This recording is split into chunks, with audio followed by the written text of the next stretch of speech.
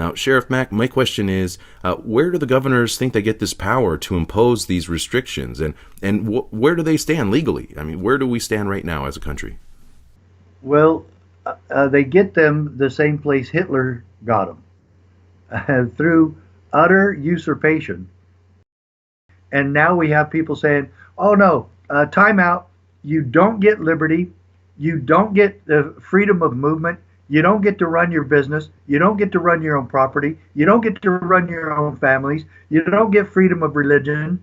Isn't that amazing? We're saying you don't get freedom of religion in America? It's a national catastrophe that we are comparing what's going on today in America, the land of the free, to Adolf Hitler. And I'm sorry that we're doing it, and I don't like doing it. But the truth of the matter, historically, we're doing the same damn thing. And isn't it wonderful that we have dozens, if not hundreds of sheriffs now across America that have told governors and certain mayors, we will not enforce your ridiculous rules and orders because we will stand and enforce the Constitution. Welcome, everyone. I'm Spiro, and today I'm very excited to have a man who I greatly respect on the show. He is an author and a public speaker who served the public for nearly 20 years as law enforcement, holding many different positions ranging from patrol officer to undercover narcotics, a detective, and as sheriff of Graham County, Arizona. He has received many awards over the years and has a long track record of standing for the Constitution. Sheriff Richard Mack also has a Supreme Court victory under his belt as he took Bill Clinton's Brady Bill to the highest court in the land and defeated it. He is also the founder of the Constitutional Sheriffs and Peace Officers Association, known as CSPOA.org. Sheriff Richard Mack, it's good to see you. Thanks for coming on the show today. Well, Spiro, thanks so much for having me. It is an honor to be on with you and your audience, and I really appreciate it. Being able to get our message out to the people of America, man, this is the best way to do it. Well, it's a very important message, and we are living in unprecedented times right now, Sheriff. As for the first time in our lives, we have seen our entire country locked down under the justification of an emergency, turning millions of people's lives upside down. Has the cure become worse than the disease, Sheriff? Well, I can answer that real quickly. Yes. Should we go on to the next question, or should we really dwell on that one a little bit? Yeah, there's no question about that. The cure has become worse than the disease, and I will never support destroying America, destroying our Constitution, destroying individual liberty, destroying everything that we believe in that made our country what it is, and then take that and flush it down the toilet because it's for your own good. And I'm sorry, I can never go along with that. Now, if the president came out, which I actually admired the way Trump has handled this, he has not declared martial law. He has not forced this. He has not sent out the National Guard to every home and tried to force us to stay in or wear masks or social distancing like some of these other stupid agencies or stupid states have done, like Governor Whitmer and Newsom and a few others. And I really like, and I can't remember her name, but I really love the governor from South Dakota.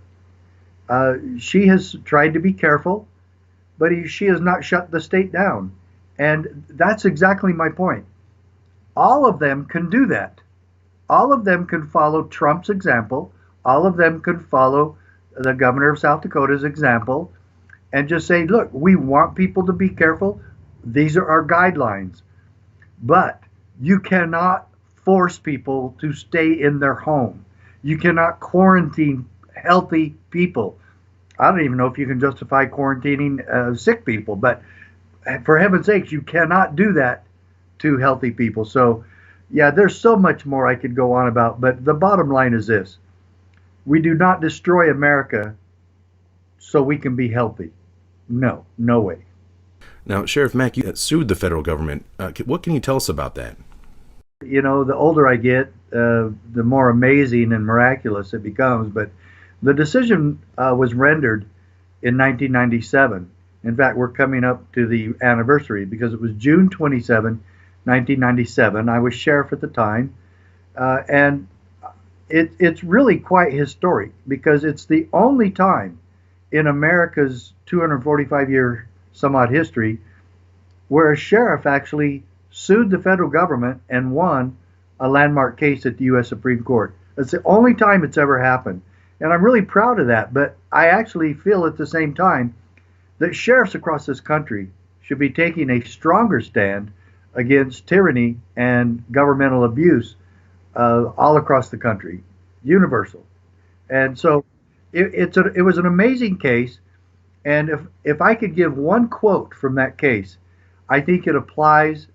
In fact, it sounds like Scalia, who wrote the decision for the majority, it sounds like he's talking to us today. God rest his soul. And he said this, but the Constitution protects us from our own best intentions, end quote. And he goes on much more than that, and I might get into some of it again later as this goes on. But that has to be our mantra, our motto, our goal is liberty comes first. And some people say, well, what about life? Well, life and liberty go hand in hand.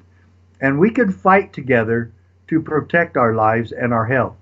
But you can't destroy my liberty and then tell me you're doing that because you're trying to protect me. That's not your decision to make. That's my decision to make. And controlling my life and controlling my liberty is not up to the whims of government. And they can persuade, just like Trump has been doing, and the governor of South Dakota. They can reason with us and persuade and educate and plead, but they cannot force the American people. This is our country. We come first. We, the people, bestow all power on government, and we are the boss of government, and they need our permission to exist. We don't need theirs. Yes, it's been said that those who sacrifice liberty for a bit of temporary security deserve and shall receive neither. Now, Sheriff Mack, you recently did send out some letters contacting sheriffs across the country. What was in the letters, and what made you send those? Well, the purpose of the CSPOA altogether, and we sent this from the CSPOA, Constitutional Sheriffs and Peace Officers Association, our whole purpose is a wake-up call to all law enforcement, especially sheriffs, because I've been a sheriff and I've been a law enforcement officer. I had a wake-up call when I was a rookie peace officer, patrol officer, and I was hit with an epiphany that what I was doing to people in writing all these ridiculous traffic tickets was abusive, and it wasn't right. It was immoral. And there are ways to take care of the free flow of traffic in our country without gouging the American people and without taxing them even more than they already are. And so I decided not to give this lady a ticket, and I said, I need to start learning why we have law enforcement. And so I ran smack in the face of the oath of office. When I did this study, I really did. I really spent a lot of time, even on duty, trying to find out why we have law enforcement, why we have government, and then bam, there's the oath of office. And I was so discouraged and ashamed of me and the entire law enforcement community because we swear an oath in God's name that we will uphold and defend, protect, and preserve the United States Constitution. And 99% of us have never even read it. And if we've read it, we certainly don't understand it. And we certainly don't keep our oath to uphold and defend those basic fundamental God-given principles. And so that takes us to another hero, and that is Officer Greg Anderson, who put out a video about that very thing. Now, I've had the opportunity to speak with many sheriffs across the country who said that they will not enforce the governor's lockdowns because they believe they are unconstitutional. And, some of those sheriffs I had the opportunity to interview, and I will include later in this report. Now, Sheriff Mack, my question is, where do the governors think they get this power to impose these restrictions? And where do they stand legally? I mean, where do we stand right now as a country? Well, they get them the same place Hitler got them, through utter usurpation and utter idiocy. And I admit, there are some state statutes that allow a governor to declare a state of emergency.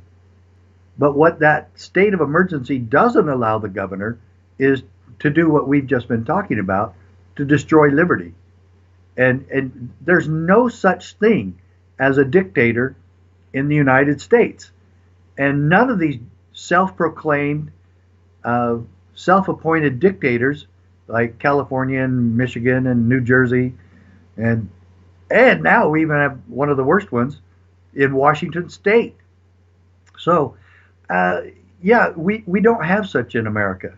And the number one goal, if I could remind all of these governors, I hope some of them listen, but they're probably too busy being tyrants to listen to a great show like yours. But if I could remind everybody that the number one goal in America is liberty. That's what all three branches of government are supposed to be trying to achieve. Individual liberty, and that we as government protect the God-given rights as guaranteed within our Constitution. And even if the Constitution didn't guarantee my natural rights, my natural innate rights, I still have an obligation as a governor or as a sheriff to uphold and defend the rights we were born with, whether they're mentioned in the Constitution or not. In fact, the Ninth Amendment covers that issue. Just because it's not mentioned doesn't mean I don't have it. And so it goes back to this. The Declaration of Independence states clearly in 9 or 10 words what the purpose of all government is. Quote, that to secure these rights, governments are instituted among men. End quote. That almost sounds religious, and to me, I think it really is. To protect God-given rights, that's what we are assigned to do. That's what we promised to do. And now we have people saying, oh no, time out. You don't get liberty. You don't get the freedom of movement. You don't get to run your business. You don't get to run your own property. You don't get to run your own families. You don't get freedom of religion. Isn't that amazing? We're saying you don't get freedom of religion in America? Oh my God, what are we coming to? And so, no, you got to get back to the basics. Governors, you got to keep your word, keep your oath, and violation of your oath of office should be qualified reasons for leaving. If you don't keep your oath, you've committed perjury, which means you are officially a liar. Go home. You quarantine yourself. Well, and we often see that whenever governments gain more power and control, especially under the guise of an emergency, it's rarely ever relinquished after the emergency is no longer there.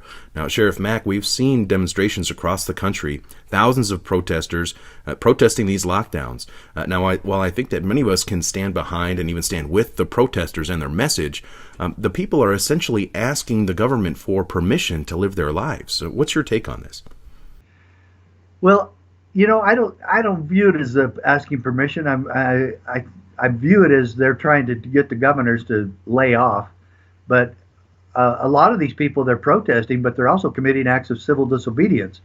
Yay, Rosa Parks. In fact, I compare Shelley Luther in Dallas to Rosa Parks. She's a modern day Rosa Parks, totally. She's standing against stupid laws. She's standing against stupid government. She's standing against stupid customs and norms. And I always said, if these protesters, either today or back in Rosa Parks' time, had the sheriff standing next to them, and we actually have had a little bit of that in Virginia, but if we had the sheriffs and peace officers, instead of trying to inhibit or even arrest some of these protesters, the sheriffs and peace officers should be guaranteeing their safety and marching with them. And isn't it wonderful that we have dozens, if not hundreds of sheriffs now across America that have told governors and certain mayors, we will not enforce your ridiculous rules and orders because we will stand and enforce the Constitution. And what should any peace officer do? If an order from the governor or from government conflicts entirely with the Constitution and his oath of office? That's an easy answer.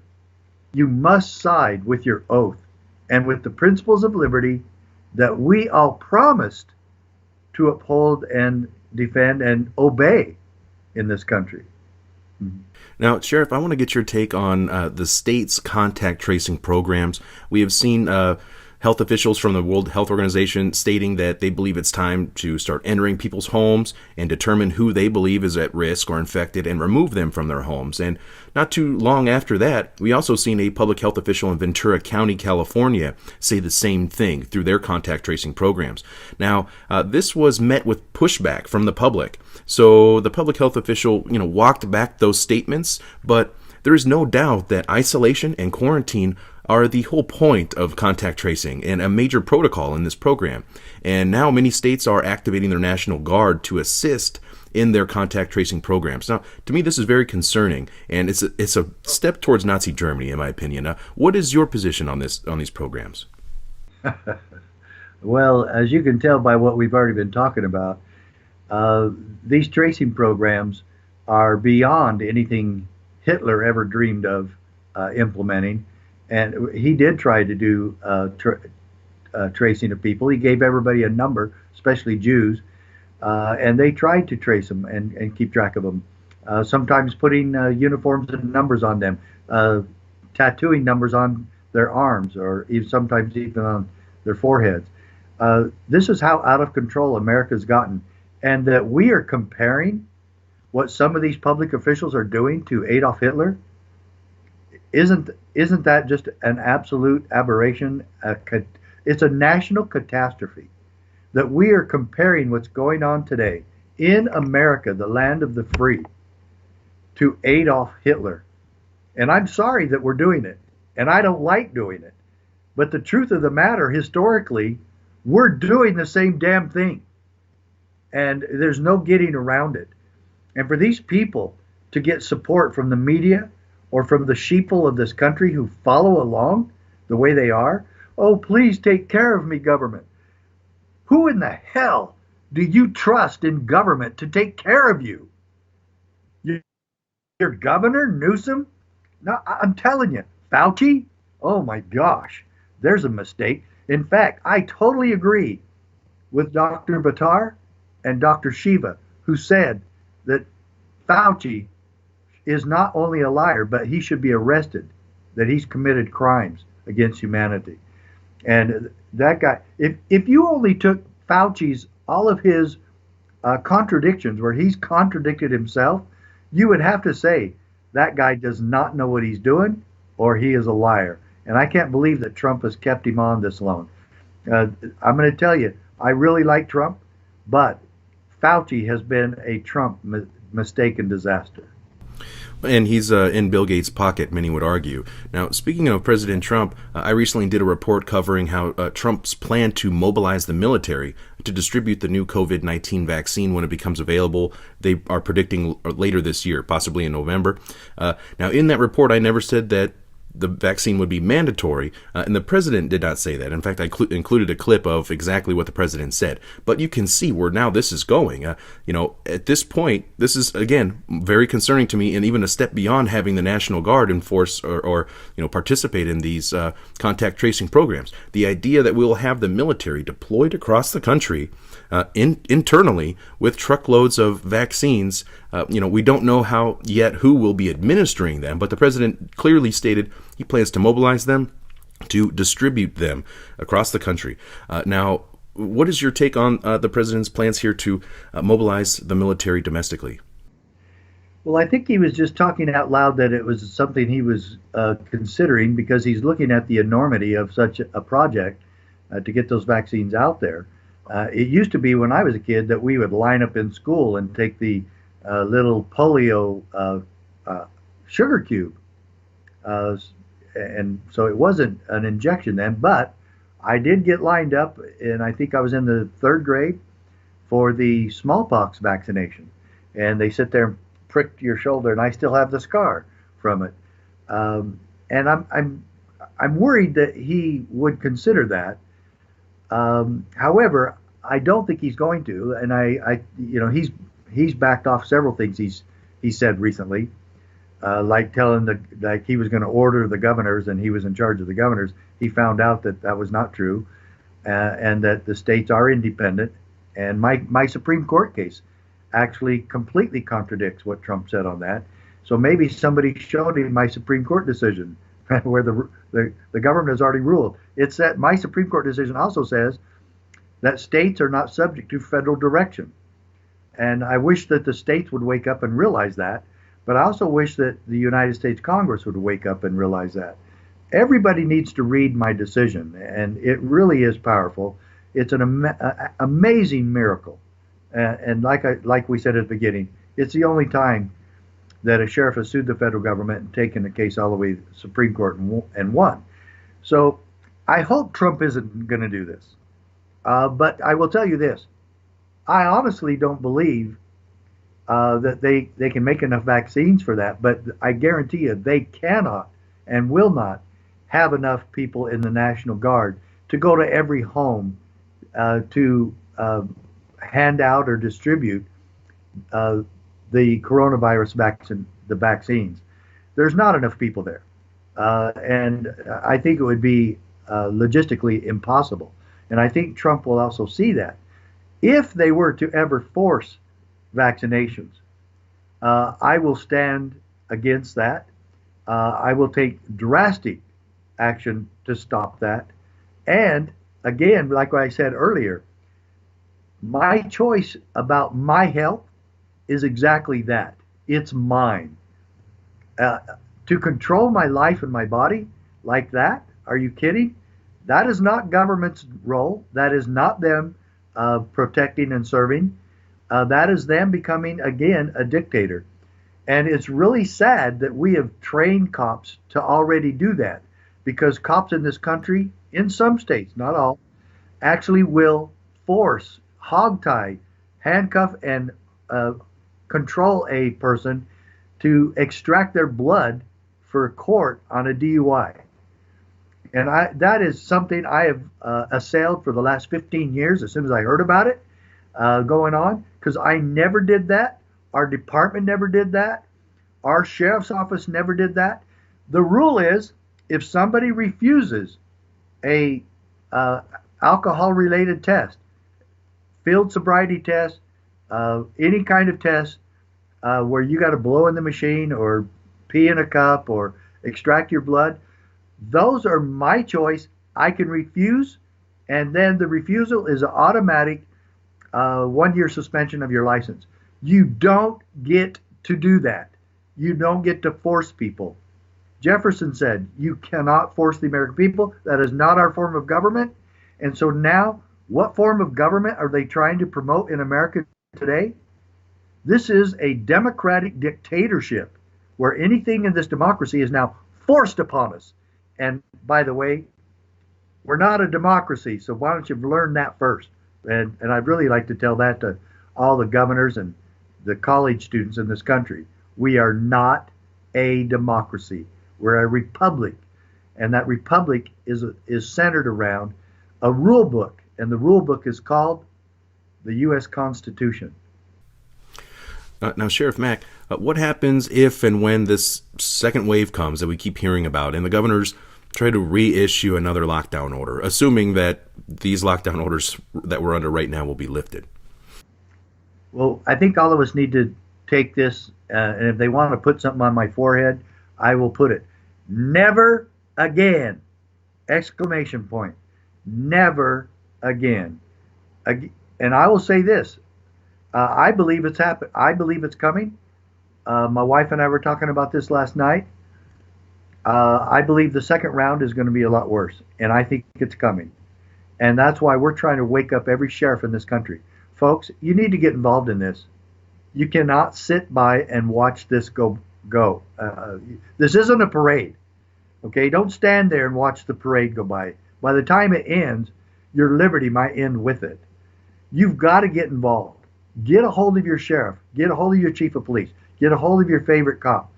And make sure that they're starting to realize that these forced vaccinations are around the corner. And a forced shutdown and quarantine the second time around is coming. We we cannot let that happen. For God's sake, open up the churches, defend people's rights to live their life and have liberty once again in America. Please keep your oath of office. Protect the people's freedom. It is not your prerogative to force somebody into some type of quarantine, lockdown, or social distancing. That's lunacy. Can't we see when we've gone too far? Aren't we smart enough and sensitive enough to know when we've gone too far? This has gone too far. And I thank God for the good sheriffs that have stood and defended people's rights and stood against these dictators. But it's not enough. And the American people have got to wake up and help their sheriffs and local officials wake up with that. Well said. Sheriff Richard Mack, the founder of the Constitutional Sheriffs and Peace Officer Association, CSPOA.org is where you can find it. I'm going to leave links to everything below. Thank you so much for your time here today, Sheriff. And this is an extremely important message, and this is critical times. This is the most important time of our lives right now. What we face, what we're up against, our positions that we're in, and I don't think that the final chapter has yet been written. I don't think that it's set in stone. I think that we have the ability to change course. I think that if we do nothing at this point, then we're going to continue to barrel down the road of tyranny. But we still have the option. We're at a fork in the road, and we can still choose liberty. And it's all of us. As you said, people within the communities, law enforcement, there's going to have to make this decision as well to uphold the Constitution and their oaths. And so, Sheriff Richard Mack, thank you. Yes. I would like to just clarify one thing. When people go to CSPOA.org, every single one of them, all of you can join. You can all become a member. This isn't just for cops or former cops or sheriffs. It's for the people. Become a member, get involved in what we're doing, join us in the holy cause of liberty.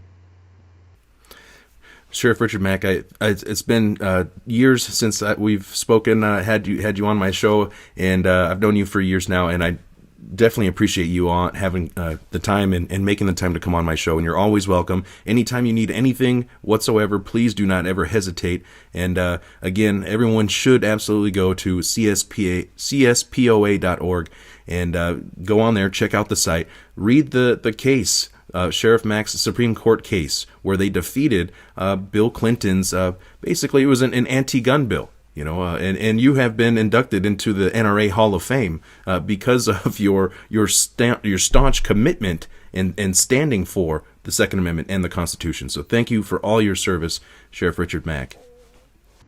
Thanks for having me, Spiro. See you soon.